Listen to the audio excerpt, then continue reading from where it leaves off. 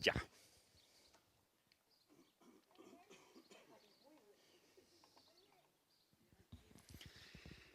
Hace un rato hemos estado compartiendo eh, la carta a los romanos y le decía al Mati en la mañana que me llegaba a risa como la sincronía de los temas con las cosas que vamos viendo, porque lo hemos dicho, quizás lo hemos repetido un par de veces, pero Pablo le escribe esta carta a los cristianos que vivían en Roma, entre otros motivos y otros propósitos, eh, porque era una iglesia importante que él no conocía y a la cual él quería como compartirles una visión global y profunda del Evangelio. Eh, Pablo ya estaba bien avanzado en su ministerio, entonces era un hombre muy maduro a estas alturas y la carta a los romanos viene a ser este tratado lo más sistemático que encontramos en realidad en la Biblia de lo que el Evangelio es. Y en ese sentido es súper abarcativo y muy explícito respecto de cómo el Evangelio interactúa con la realidad en sus múltiples niveles. Eh, Así que vamos a orar para compartir lo que tengo preparado hoy, que tiene que ver con la relación entre la iglesia y la sociedad civil, que es mucho que ver con lo que estamos viviendo en este momento. Eh, Así que oramos para que nuestras expectativas cambien, porque sé que el título no es tan apasionante como título, pero tiene un valor muy importante en nuestras vidas. Espíritu Santo, oramos para pedirte que tú inundes este lugar con tu presencia y podamos escuchar tu voz. Que el escuchar tu voz y el encontrarnos contigo deje una marca en nosotros que no se borre y que por el contrario se expanda en el tiempo y afecte nuestra vida de manera integral. Queremos escucharte, ayúdanos y enséñanos a escucharte cada vez mejor. Que nuestro corazón esté dispuesto, que no sea solo nuestra mente, sino nuestro ser completo, el que esté dispuesto a escuchar lo que tú tienes que decir. Y este escuchar más profundo, que no tiene que ver solamente con las ondas del sonido, sino que tiene que ver con atesorar lo que tú dices, Señor. En el nombre de Jesús. Amén. Amén. Voy a leer todo el capítulo de Romanos 13, son 14 versículos.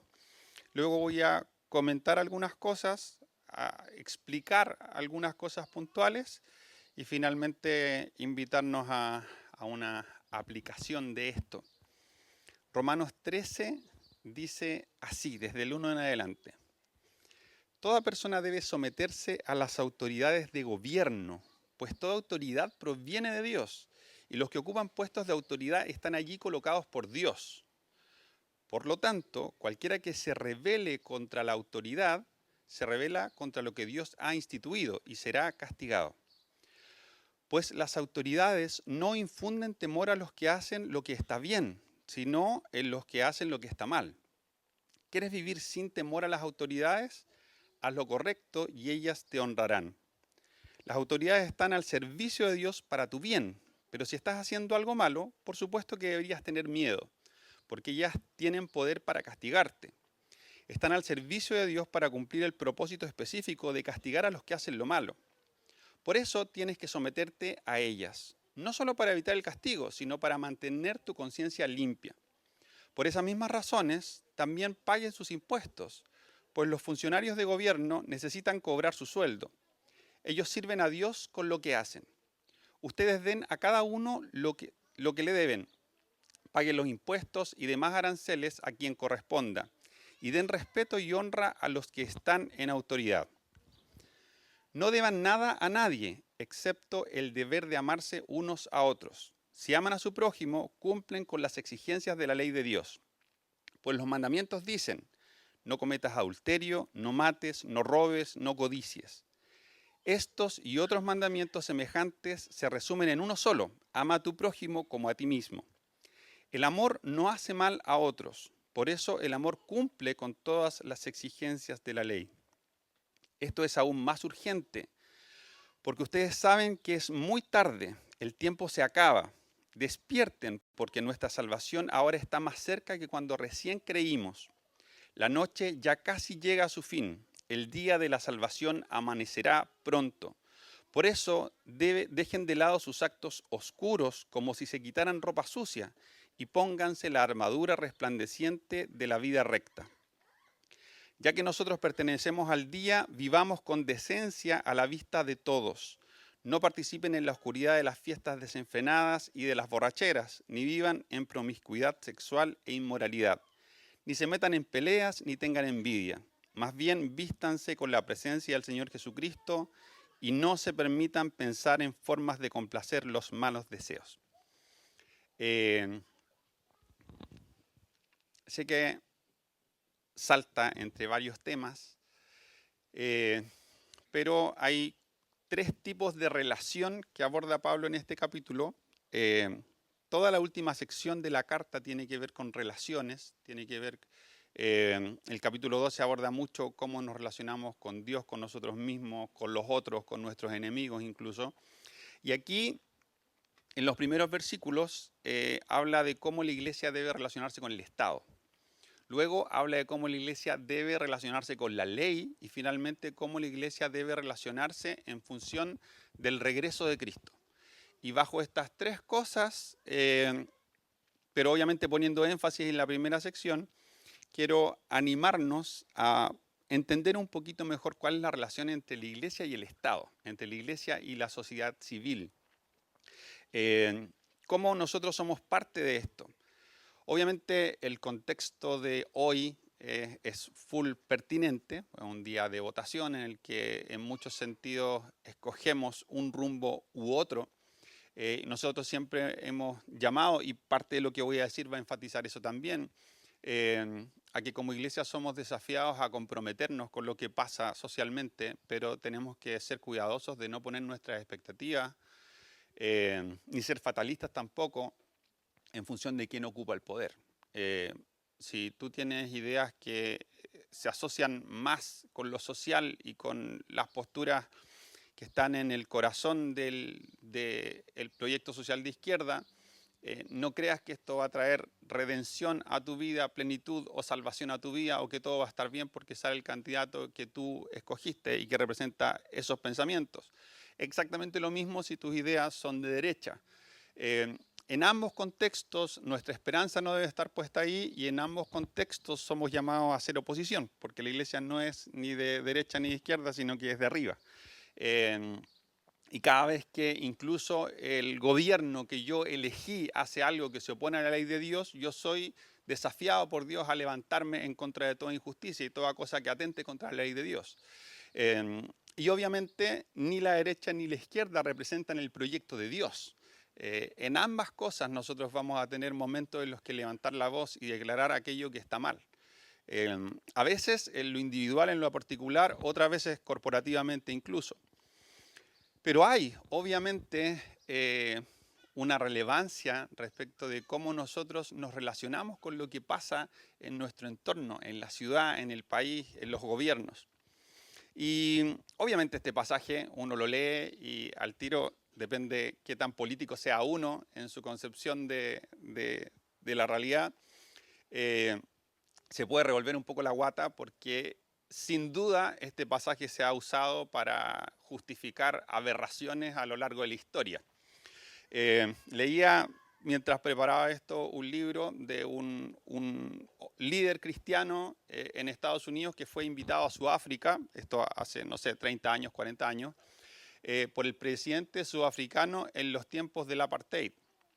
Y él, siendo un hombre cristiano e invitado a un contexto cristiano en Sudáfrica, dijo, obviamente que este tipo me llama porque se va a arrepentir de la barbaridad que están haciendo. Y este va a ser un espacio para arrepentimiento, para pedir perdón, quizás para algo como que irrumpa. Y cuando llegó allá, empieza un servicio religioso que tuvieron y el presidente sudafricano de ese entonces se para y lee este versículo.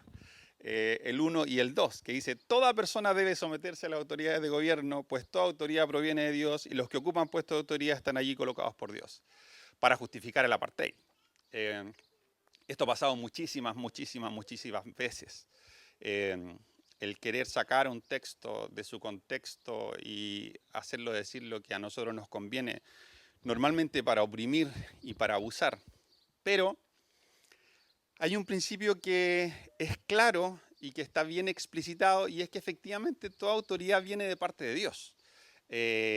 Jesús, cuando interactúa con Pilato, y Pilato en un momento lo amenaza de manera solapada, le dice: tú no tendrías ningún poder si no te hubiese sido dado por mi Padre que está en los cielos. Eh, porque efectivamente toda autoridad viene de parte de Dios.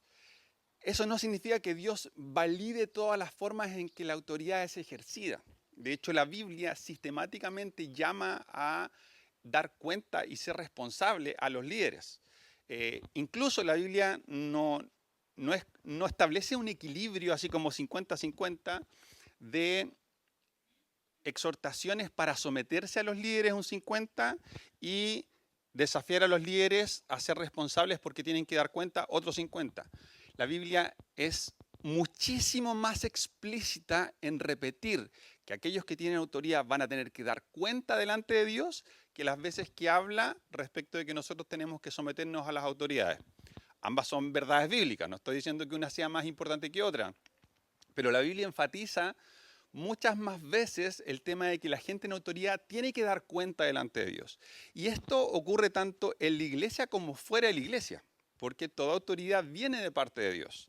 Entonces, obviamente, alguien que ejerce una autoridad política, la mayoría de las veces no lo va a estar haciendo con conciencia de que tiene que dar cuenta a Dios, mucho menos alguien ateo, por supuesto que no. Sin embargo, va a llegar un momento en que va a dar cuenta igual, porque querámoslo o no, incluso si nosotros tenemos votaciones democráticas, finalmente es Dios quien pone reyes y quita reyes. Es Dios quien pone autoridades y remueve autoridades. Es Dios quien pone presidentes y quita presidentes. La democracia viene a ser un fruto, sobre todo en Occidente, del Evangelio mismo, porque el Evangelio trae siempre libertad. Entonces, la democracia sin duda es como el desarrollo de la libertad llega a decantar en que hoy nosotros podamos escoger a través del voto a las personas que nos van a gobernar. Pero ojo, porque en el contexto en el que este pasaje fue vertido, no estaba condicionado a que los gobiernos fuesen ejercidos de manera justa. Hay tres formas en las que puede interpretarse a qué se está refiriendo Pablo al hablar de autoridad. Ustedes deben someterse a la autoridad. Se puede estar refiriendo a tres cosas. Pablo usa el concepto de autoridad, en griego es exousia, aquí específicamente una conjugación que dice exousai. Muchas veces ese término en griego Pablo lo usa para referirse a las autoridades y poderes espirituales. Es común eso en el uso del griego de Pablo. Esa, por parte de algunos, es una acepción, como que Pablo se está refiriendo a que debemos someternos a los poderes espirituales. Pero está medio descartada esa acepción como posibilidad real, porque eso supone que si nosotros tenemos que someternos a las autoridades espirituales, el argumento para eso es creer que al resucitar Jesús redimió a los poderes espirituales que se oponían, y de alguna manera ahora como que los reencausó para que sirvan al bien una vez más. Y eso contradice y suena muy raro con todas las otras partes de la Biblia. Entonces lo que nos queda más naturalmente, tanto por el contexto como por la mayoría de los eruditos, es que se está refiriendo a líderes naturales, políticos. Y en el contexto de los tiempos de Pablo, los líderes políticos podían ser solo de dos tipos. Podían pertenecer solo a dos grupos, que eran los judíos y los romanos. Si eran los judíos eran los que habían crucificado a Jesús, habían hecho la revuelta, finalmente lo crucificaron los romanos, pero quienes prepararon todo para que así fuese. Y luego el propio Pablo fue precursor de quienes desde la autoridad política tomaron ventaja para perseguir a los cristianos. Y esto todavía estaba en estos tiempos establecido. Los cristianos estaban siendo perseguidos en muchas partes. Entonces, ya sea que las autoridades acá son los romanos o los judíos, ambas eran autoridades políticamente malas. Si no eran los judíos y eran los romanos eran este pueblo invasor que los tenía subyugados. Eh, entonces, Pablo no está diciendo que tenemos que someternos a las autoridades si es que son buenas. Y en este sentido, la democracia ha licuado mucho nuestro concepto de autoridad. Y si a eso le sumamos la posmodernidad, muchísimo, muchísimo más todavía. ¿Por qué? Porque nosotros hoy estamos dispuestos a someternos a algo o a alguien en función de si comulgamos o no con las ideas que se están llevando adelante. Esto incluso se ha vuelto parte de las casas, en la crianza de los niños, en los colegios, en todas partes se busca hoy persuadir en vez de ejercer autoridad, porque obviamente la autoridad mal ejercida constantemente decanta en abusos e históricamente ha sido la autoridad utilizada para abusar. Y normalmente cuando algo se usa para abusar genera tal dolor que la respuesta social se pone en el extremo opuesto. Entonces, dado que la autoridad históricamente se ha sentido como algo malo, rechazamos la autoridad. Rechazamos también todo tipo de institucionalidad. Rechazamos todo tipo de ejercicio autoritario o toda forma de ejercer autoridad que parezca algo vertical y que no responda a razones ni de cuentas ni sea justo. Entonces, todo lo torcido de una autoridad mal ejercida genera tal nivel de anticuerpos que hoy cuesta mucho ejercer una autoridad sana. Y las personas consideran que un presidente, un gobernador, un alcalde o cualquier persona en cualquier círculo de autoridad es legítima en el ejercicio de sus funciones mientras hace lo que yo considero que está bueno. Y si hace algo que yo considero que no está bien, entonces para mí deja de ser legítimo y deja de ser una autoridad. Cuando Pablo dice esto, se lo está diciendo a la iglesia, pero con el contexto de que quienes ejercían el gobierno no lo hacían con justicia. Ahora, ¿cómo hacemos encontrarse estas realidades de que la gente que ejerce la autoridad muchas veces no considera a Dios, ni considera el dar cuenta a Dios, ni siquiera dentro de la iglesia? Muchas veces líderes en la iglesia no consideran tampoco el dar cuenta a Dios, sino que sobreenfatizan el tener autoridad y que la gente debe someterse, incurriendo igualmente dentro de la iglesia como fuera de ella en abusos. Pero ¿cómo encontramos un punto medio que sea sobrio y que sea bíblico? ¿A qué me refiero con estas dos cosas? A veces uno tiene la tentación de que para no ser demasiado radical en función de cómo se perciben ciertos temas en la actualidad, queremos decir algo para que suene bien. Queremos decir algo precisamente para salvaguardar que no se cometa abusos, para desmarcarnos de esas cosas que sabemos que la iglesia históricamente hemos hecho mal. Pero uno siempre tiene que acercarse a la Biblia primero con la determinación de ser fiel a Dios, a lo que Dios dice. Y si esos momentos incomoda, entonces tenemos que escudriñar la Biblia muy profundamente para tratar de despojarnos de nuestros propios prejuicios, confiando que Dios es bueno y desde ese lugar entender qué es lo que la palabra de Dios y Dios mismo me quiere decir a través de ella. Entonces, hay un punto medio entre estas dos cosas. Pero lo primero que quiero decir es que los versículos 3 y 4, que es la siguiente sección, dice, las autoridades no infunden temor a los que hacen lo que está bien, sino que a los que hacen lo que está mal, y desarrolla un poco esa idea. Y uno sabe que Pablo no era tonto. Pablo sabía que fueron las autoridades las que crucificaron a Jesús, tanto las judías como las romanas. Pablo sabía muy bien que él mismo había tenido que usar las leyes para su beneficio y terminó apelando a César mientras estaba siendo bicicleteado en sus juicios por predicar el evangelio. Si todos los tribunales hubiesen sido justos, Pablo no tendría que haberse saltado de un fulano a otro y tener que pegarse tremendo pique a Roma en un viaje que duró años, si efectivamente las autoridades fuesen justas. Entonces, cuando dice, las autoridades no infunden temor a los que hacen lo que está bien, sino a los que hacen lo que está mal. Si quieres vivir sin temor, haz lo correcto y ellos te honrarán. Las autoridades están al servicio de Dios para tu bien. Pero si estás haciendo algo malo, por supuesto que deberías tener miedo, porque ellas tienen poder para castigarte. Claramente los romanos no se veían a sí mismos como un instrumento de Dios y que tenía que dar cuenta a Dios y que en ese sentido practicara o ejerciera su autoridad desde este espacio de justicia. Entonces Pablo, que no es tonto, no está describiendo cómo opera la autoridad. Lo que está describiendo es cuál es el ideal de Dios respecto de la autoridad. Y que toda autoridad tiene su fundamento en que Dios, que posee toda autoridad, nos da la posibilidad a los seres humanos como representantes suyos en la tierra de ejercer autoridad. Ahora, la autoridad sin Dios se deforma y se ejerce de una manera absolutamente enferma, que oprime, que hiere, que daña, que destruye. Y quienes ejercen la autoridad de esa forma, dado que Dios establece la manera en que debiese hacerse como embajadores suyos, van a tener que dar cuenta en su momento. Entonces, primero, toda autoridad viene de parte de Dios, nos guste o no nos guste, sea legítima o no legítima, sea que yo viva en Norcorea, o sea, no es que a Dios se le pasó Norcorea, no es que a Dios se le pasó aquellos contextos opresivos donde persiguen a los cristianos o donde hay todo tipo de leyes abusivas. Hoy, en ese país, ese día, la verdad es que no consideré y hay ciertos dictadores que no se me pasaron. Por supuesto que esto tampoco significa que Dios puso dictadores para que opriman.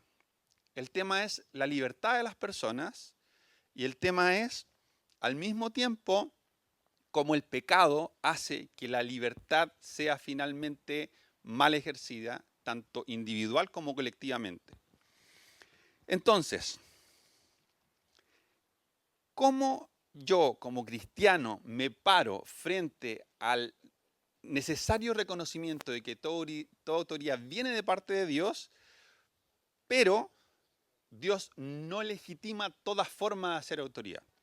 Y ahí es donde surge un concepto más abusado todavía, que es el de desobediencia civil. Pero la desobediencia civil debe entenderse solamente como desobedecer a una ley o a algo en particular porque es contrario a la ley de Dios. Solo cuando algo es contrario a la ley de Dios, entonces yo estoy en una posición en la que debo resistirme a lo que la ley humana pueda decir. Por una cuestión obvia, si es Dios la fuente de toda autoridad y hay un mando medio que me está pidiendo que haga algo contrario al que es la fuente de toda autoridad, entonces yo me debo a quien tiene más autoridad. Yo trabajo en una empresa y en esa empresa me piden que haga las cosas de una forma y de pronto llega un nuevo jefe y me dice que haga algo que está en contra del bien de la empresa para la que yo trabajo. Obviamente, lo éticamente correcto es que yo denuncie a ese mando medio porque no está velando por los intereses de la empresa. Yo me debo a la empresa que me contrató. Eso es un poco una figura de que siempre nuestra responsabilidad está primero para con Dios y luego para someternos a las autoridades humanas. Pero esto va a implicar dos cosas. La primera es que para poder yo saber cuándo algo que me está siendo demandado es contrario a la ley de Dios, tengo que conocer la ley de Dios. Y segundo, tengo que saber qué está pasando en mi entorno, qué leyes se están promulgando, qué decisiones se están tomando, qué cauce está tomando mi ciudad o mi país. Esto no significa que todos nos volvamos súper políticos y que tengamos un diario con las actualidades de todo lo que pasa día a día, minuto a minuto, sino que tiene que ver con que nosotros no podemos desconectarnos de lo que pasa en nuestro entorno. No podemos ser ajenos a lo que pasa en nuestra ciudad. No podemos pensar que el Evangelio es algo que se vive en tu casa o cuando estamos juntos acá, que son los dos espacios. Cuando yo tengo un tiempo a solas con Dios y oro en mi casa, cuando le enseño a mis hijos, cuando estoy con mi esposo o con mi esposa, y luego cuando voy a una reunión cristiana en la iglesia o un evento cristiano. Si el Evangelio no es parte de la realidad de manera integral, entonces deja de ser una buena noticia para todos, como es el sentido con el que fue precisamente establecido. Quiero mencionar solamente los otros versículos, pero para volver y enfatizar un punto y con eso terminar. Los primeros versículos hablan de la relación de la iglesia con el Estado. Los segundos hablan de la relación del cristiano con la ley, pero habla del amor. Dice, no deban nada a nadie excepto el deber amarse unos a otros. Si aman a su prójimo, cumplen con las exigencias de la ley de Dios. En un contexto legal, el que sea, la ley que nosotros somos llamados a cumplir por sobre todo es la ley del amor. ¿Por qué? Porque Jesús mismo dijo que quien ama cumple toda la ley y los profetas. Ahora, el amor no es una cuestión etérea, ambigua. El amor es una realidad concreta que se manifiesta en una manera de vivir. Y esa manera de vivir tiene que ver con el carácter de Jesús, con lo que la Biblia describe en Gálatas como el fruto del Espíritu, y también con la armadura de la fe que se describe en Efesios 6, que igual describe relaciones y formas de comportarse unos con otros. Y la última sección, del 11 al 14, dice que esto hoy, el que nosotros seamos diligentes en cuanto a nuestra participación de lo civil, sometiéndonos a las autoridades humanas, como el que nosotros cumplamos la ley amando a las personas, dice, esto es más urgente porque ustedes saben que es tarde, el tiempo se acaba. Despierten porque nuestra salvación ahora está más cerca que cuando recién creímos. La noche ya casi llega a su fin, el día de la salvación amanecerá pronto. Por eso, dejen de lado sus actos oscuros, como si se quitaran ropa sucia, y pónganse la armadura resplandeciente de la vida recta. Y luego describe ciertas cosas de las cuales nosotros tenemos que abstraernos, cosas que son pecaminosas. Pero lo que nos está diciendo es que la perspectiva de todo esto que tiene que ver con lo que tocamos y con el ahora, es precisamente que Jesús va a volver. Que la historia, como la concebimos en Occidente, producto de la Biblia, es lineal, no es cíclica. Dice la Biblia que está determinado que los seres humanos, que el hombre muera una sola vez y luego el juicio. La historia tiene un inicio y tiene un fin. Y el fin de la historia humana está establecido por el momento en que Cristo regrese. Nosotros no sabemos cuándo va a regresar Jesús. No sabemos si va a ser en 5, 10 años, 20 años o 400 años. No sabemos. Sí sabemos que la historia muestra que constantemente hay una intensificación de la operación de lo malo y al mismo tiempo una intensificación del reino de Dios. Hay tiempos de avivamiento donde la iglesia es activada y muchas personas llegan a conocer a Dios. Está pasado muchas veces en la historia y parece que la historia da cuenta de que mientras pasan los siglos o las décadas en la actualidad, los avivamientos van creciendo. Y nosotros tenemos expectativas de eso.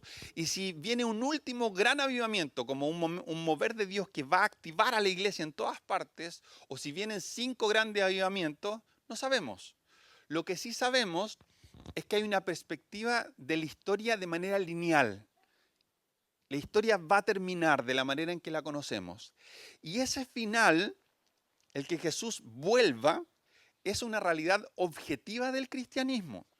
No es una esperanza vaga, simbólica. Es una cuestión histórica. Nosotros sostenemos, sin dudas, sin ambigüedades, Cristo va a volver y va a volver como rey. Y dado que yo no sé cuándo va a volver, lo que esto tiene que traer para mí como perspectiva es tensionar mi presente. Porque dado que va a llegar el momento en que Jesús va a pedir cuentas de cómo yo viví, debo hoy vivir sabiendo que un día voy a dar cuentas. Y esto no tiene que ver con que yo sea, entre comillas, buena persona y por eso yo me voy a ir al cielo. No tiene que ver con un dar cuentas como una balanza, porque la salvación es por gracia. Yo llego a ser parte de la familia de Dios como un regalo, pero mis acciones importan. El que yo tome o deseche la palabra de Dios para obedecerla, importa. No da lo mismo como yo viva. Y dado que no da lo mismo como yo viva, si el amor de Dios ha impactado mi corazón de manera profunda, entonces yo debo vivir en función de que Él va a volver. Y esa noción del tiempo, de que el tiempo se acaba, tiene que ver tanto con el macro relato de que se acaba el tiempo de la humanidad, con la experiencia de cada uno de que mi tiempo se acaba. No es lo mismo enfrentar la vida cuando tengo 15 años que cuando tengo 25 o cuando tengo 45. Uno advierte que la realidad cambia para uno. El tiempo se acaba y cómo invertimos nuestro tiempo es importante. Y no solo es importante en función de que se me van acabando las fuerzas, de que ciertas cosas que pensé que podía hacer, como que me iba a comer el mundo cuando tenía 20 y ahora tengo 40 y ya me voy a comer medio mundo nomás porque no me queda ni tiempo ni fuerza, sino que es una cuestión espiritualmente profunda. Porque cómo invierto mi vida va a determinar precisamente cuánto del reino se manifiesta en mí. Cuánto de esa vida plena que Jesús promete es realidad en mí. Pero esto no es una cuestión que tenga que ver solo con la espiritualidad. Tiene que ver con la integralidad de nuestra experiencia de vida. Por eso Pablo, mientras habla del Evangelio, comienza el capítulo 1 en Romanos hablando del Evangelio, es esto, pero avanza y termina hablando de relaciones. Y habla de relaciones entre personas dentro de la iglesia, habla de relaciones con personas que se oponen a la iglesia y habla de la relación con el Estado y la sociedad civil. Habla de la relación con la ley y habla de la perspectiva de tiempo, de urgencia, de que todo esto debe vivirse sabiendo que vamos hacia un fin. Así que quiero terminar con este par de frases e invitarnos a orar un poco por esto, pensando precisamente en cómo respondemos a este mensaje concreto. Lo primero es que el Evangelio afecta la realidad y la transforma. El Evangelio no es algo que deba reducirse solo a una cuestión espiritual, a una cuestión etérea. El Evangelio toca la realidad y cada vez que la toca la transforma. Cada vez que el reino de Dios irrumpe, algo cambia. Incluso cuando yo como hijo de Dios estoy en un momento de angustia, estoy en un momento de crisis, cada vez que me acerco a Dios puede pasar al menos una de dos cosas si es que yo lo hago con un corazón rendido y lo hago con fe. Cada vez que yo estoy en crisis con algo que me supera y yo me acerco a Dios con un corazón dispuesto, Dios puede transformar la realidad porque es poderoso para eso, o puede transformar mi corazón.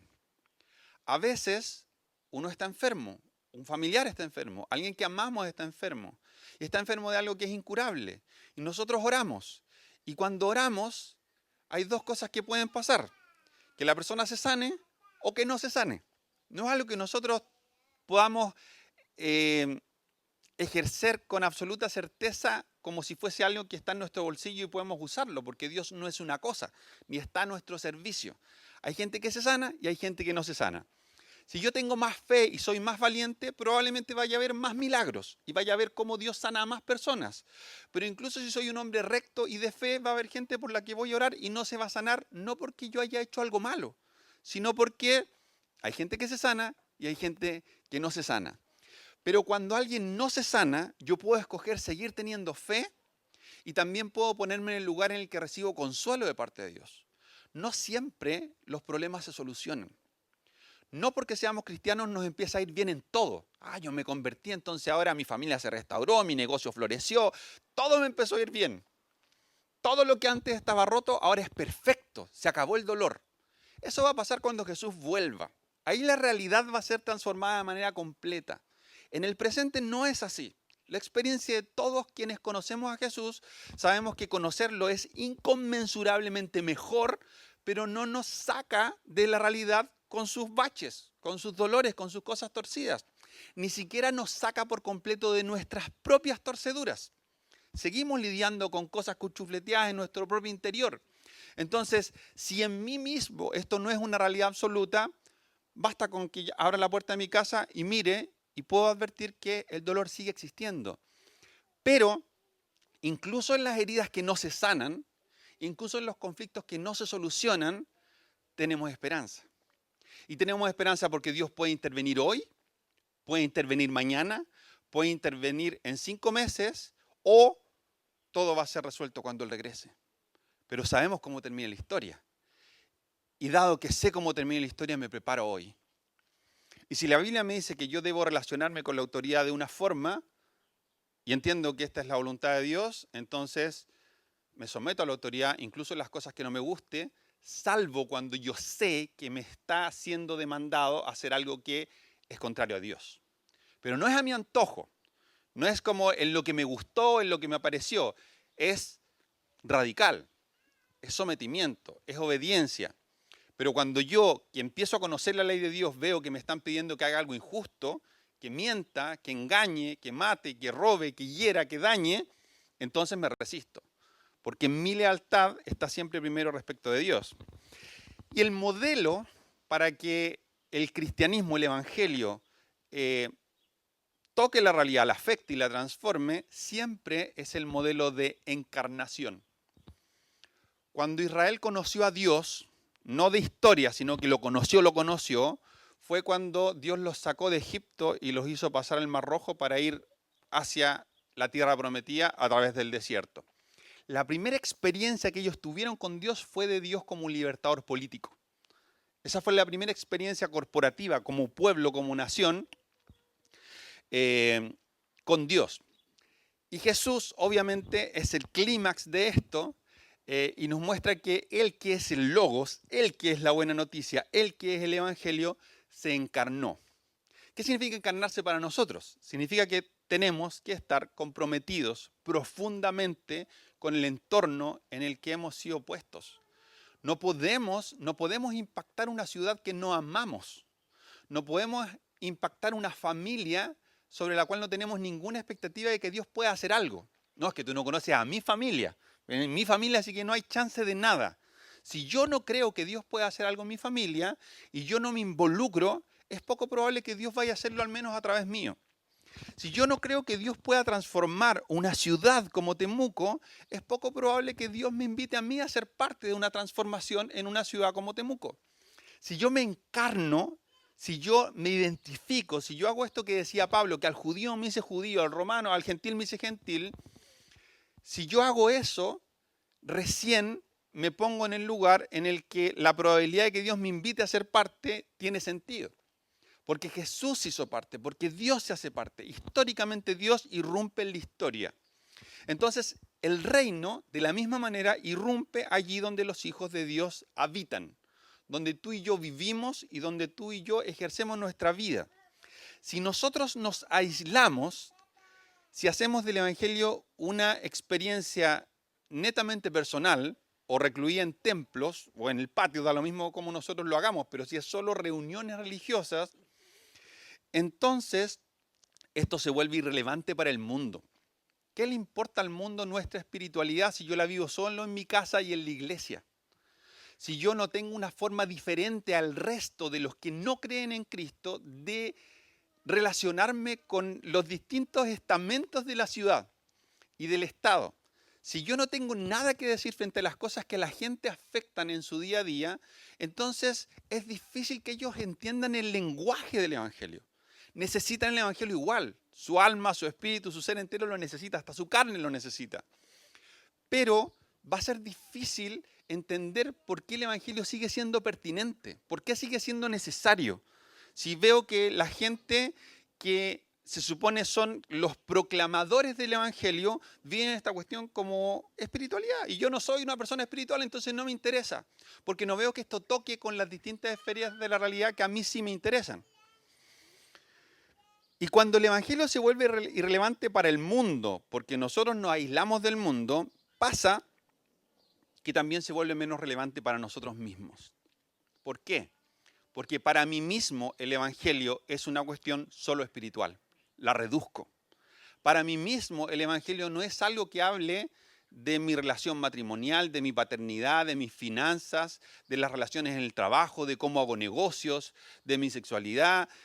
Para mí tiene que ver solamente con algo etéreo, con cómo me siento cuando canto, o cómo una palabra en un momento me hace sentido y me consuela o me trae dirección, pero solo es espiritual. No afecta la manera en que hago negocios. No es que antes yo robaba y ahora dejé de robar. No es que antes hacía cosas poco éticas y ahora me arrepentí de lo que hacía porque entendí que está mal delante de Dios y ahora lo hago de manera recta. Si no cambia la manera en que yo vivo, entonces no solo soy irrelevante para el mundo que necesita que yo proclame este mensaje, sino que el Evangelio termina siendo una cuestión chiquitita para mí. Lo hago mucho menos poderoso de lo que es. Y luego lamento de la misma forma, y esto no lo tomen como una palabra de juicio, son cosas que son parte de la realidad. Lamento que vivo la economía de la misma forma en la que la viven todas las personas que no conocen a Dios. Estoy igual de endeudado, igual de preocupado, igual de asustado, siento que siempre me falta y lo económico es un sufrimiento. Vivo el matrimonio de la misma forma y las estadísticas tristemente avalan esto.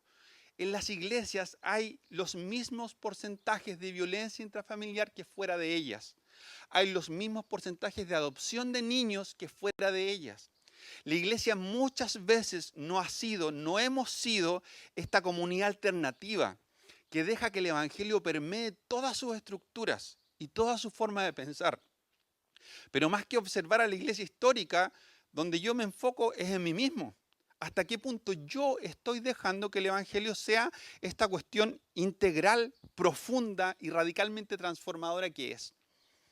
Entonces, yo puedo decir, la relación de la iglesia y la sociedad civil. Malo el título, pues ese día no voy. Veo la cuestión en YouTube y si el título es ese, me lo salto, porque es poco emocionante que me hablen de esa cuestión. Pero si yo pienso que el evangelio tiene que ver solo con las cosas que parezcan inspiradoras, si yo pienso solo en los títulos que me despierten algo que me apasione y dejo de poner oído a todo lo que Dios tiene que decir, entonces me quedo con solo las partes que me llaman la atención.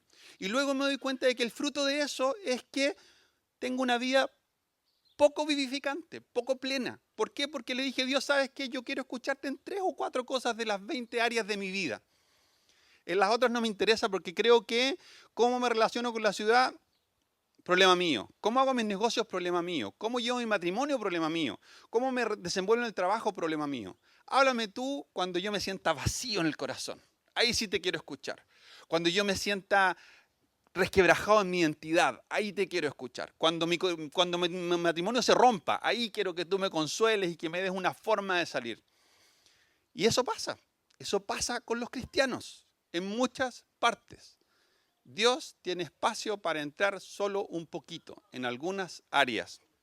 Y el resultado es un evangelio poco poderoso, poco integral y poco transformador.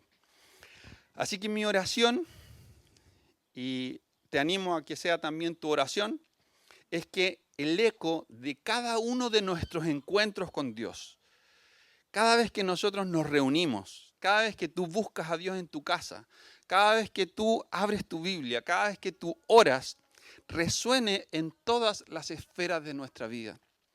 Que sea un desde hacia todo lo demás. Que escuchar su voz, que encontrarnos con Él, que escuchar una prédica, que cantar algo, sea algo que deje una marca en mí, que permee luego todo lo que soy y todo lo que hago.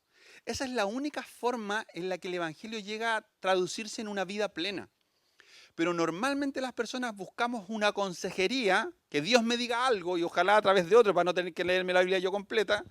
Voy donde un compadre que se la haya leído para que me diga y me dé el consejo que me hace salir de mi circunstancia amarga. Porque los procesos hoy son una cuestión indeseable. ¿Cómo me leer toda la Biblia si estoy buscando un consejo nomás? Porque alguien me tire el versículo que es y me mapee la cuestión y listo. Pero cuando yo me dispongo a aprender el camino de Dios, a conocer la ley de Dios, a que atesore en mi mente cosas que a lo mejor no me hacen tanto sentido hoy. A lo mejor tú hoy venías con tu corazón roto y no era el título que esperabas escuchar como para salir recargado, así como ¡woohoo! Voy a la ciudad ahora a someterme al nuevo presidente. No necesariamente es lo que uno siente que quería escuchar. Pero el problema con la ausencia de plenitud de vida en los cristianos es que queremos constantemente que nos digan lo que yo siento que quiero escuchar en vez de disponer mi corazón a escuchar todo lo que Dios tiene que decir. A leer toda la Biblia, a obedecer toda la Biblia y ver cuántas cosas, cuántos dolores me ahorro al tomar esto de parte de Dios. Que la presencia de Dios en mí afecte todas las áreas, nuestra espiritualidad, pero también nuestras relaciones, economía, trabajo, participación social y civil. Y que también afecte todos los lugares, tanto como el lugar en el que nos reunimos como iglesia, pero también mi casa, también el trabajo, también la plaza, también el almacén donde voy a comprar pan o el supermercado. El Evangelio es para toda la vida y afecta todas las esferas de la vida. partiendo desde el llamado concreto que nosotros tenemos hoy como iglesia para amar una ciudad y poder bendecirla, para poder hablarles acerca de Jesús, porque la gente sin Jesús se muere, porque una vida sin Jesús es muerte. Pero no basta solo con ser valientes para decir algo, si no es vida para mí. Yo voy y le digo algo a la gente que para mí no es una realidad, eso tampoco es poderoso. Es indispensable, o sea, yo no puedo pensar que solo porque soy el que no miente en mi trabajo ya proclamé a Jesús. No, si yo no hablo de Jesús, la gente no se va a salvar.